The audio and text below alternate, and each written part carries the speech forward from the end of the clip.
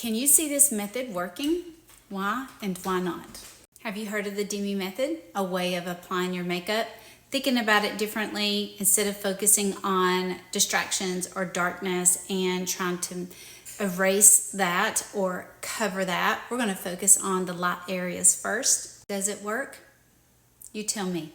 This is a before and after, just doing the first step of the Demi Method on myself. The first step is to focus on light areas first, like right in here around my eye. Typically it's next to something that's very dark. And do you see how I added just something with a little more depth, a brown color that added depth back in? And do you see how it changed the harshness and the high contrast between this little tendon here that I have?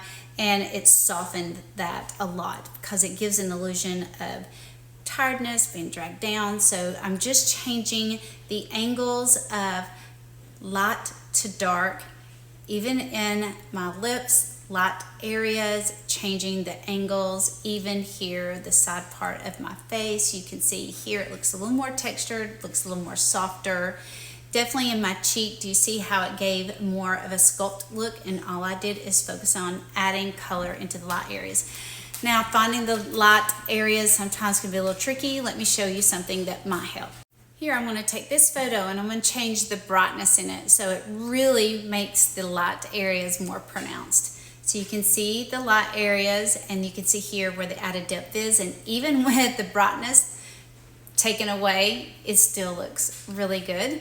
And this is just more pronounced. So this is what we're talking about, trying to find the light areas. Let me show you another photo. Okay, this is a different angle and taking down the brightness. This is before and after. And do you see the unevenness?